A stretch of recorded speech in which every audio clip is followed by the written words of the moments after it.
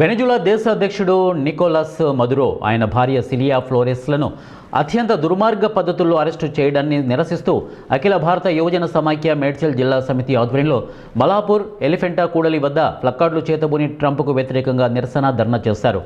AIYF రాష్ట్ర కార్యదర్శి Kalluri Dharmendra, AIYF Medchal జిల్లా కార్యదర్శి టి సత్యప్రసాద్ మాట్లాడుతూ మూడో ప్రపంచ దేశమైన వెనెజులాపై అమెరికా సామ్రాజ్యవాద కుట్రలను వారు తీవ్రంగా ఖండించారు.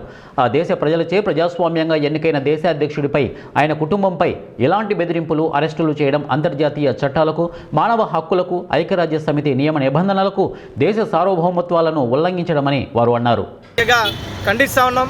ఎందుకంటే ఈ దుస్సాహస చర్య కూడా పూర్తిగా మానవ హక్కుల ఉల్లంఘన, ఆ దేశ సార్వభౌమాధికారాన్ని నష్టం కలిగించడము, ఈ దేశంలో ఉన్నటువంటి ప్రపంచ ఈ న్యాయ వ్యవస్థల్ని హరించే విధంగా ఆ దేశం మీద చమురు నిల్వలు అధికంగా ఉన్నాయి, వాటిని పూర్తిగా దారదత్తం చేసుకోవాలి, అక్రమంగా వాటిని కబ్జా చేసుకోవాలనేటువంటి నేపథ్యంలోనే ఈ దాడులు జరిగిందనేది ఈరోజు ఏవేవి ఆరోపిస్తున్నాం.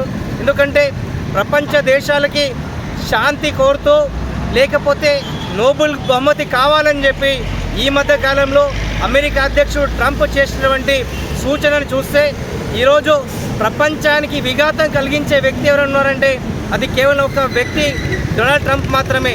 ఎందుకంటే ఇండియా పాకిస్తాన్ యుద్ధాన్ని ఆపింది కూడా చెప్పినటువంటి వ్యక్తి డొనాల్డ్ ట్రంప్. మరి ఈరోజు ఒక సామాన్యమైనటువంటి ఒక కమ్యూనిస్టు ప్రభుత్వంగా ఉన్నటువంటి సామ్యవాద చర్యలను పర్యవేక్షిస్తున్నటువంటి ఈరోజు వెనిజులా దేశం మీద అతి క్రూరంగా సైనిక చర్య, వైమానిక దాడి చేస్తూ ఈరోజు అరెస్టులు చేయడాన్ని ఈరోజు ఏ రకంగా చూడాలని చెప్పి మేము మీరు ఆపేక్షిస్తున్నాము. కాబట్టి తక్షణమే అమెరికా ప్రభుత్వం దేశానికి, వెనిజులా దేశానికి, ఆ దేశ పౌరులకి బహిరంగ క్షమాపణ చెప్పాలి. తక్షణమే ఆ దేశ అధ్యక్షుడిని, అతని సతీమణిని కూడా విడుదల చేయాలని చెప్పి ఈరోజు ప్రపంచవ్యాప్తంగా ఈరోజు అమెరికా చర్యలు నిరసిస్తూ ఈరోజు వివిధ పద్ధతుల్లో జరుగుతుంది. అందులో భాగంగానే ఈరోజు మల్లాపూర్ చౌరస్తాలో ఎలిఫెంట్ సర్కిల్లో కూడా అఖిల భారత యువజన సమాఖ్య మేడ్చల్ జిల్లా సమితి ఆధ్వర్యంలో ఈ నిరసన కార్యక్రమం తెలుపుతున్నాం. ఈరోజు మానవ హక్కుల ఉల్లంఘనకు ఈరోజు ట్రంప్ పాల్పడే దాన్ని నేను తీవ్రంగా ఖండిస్తున్నాము.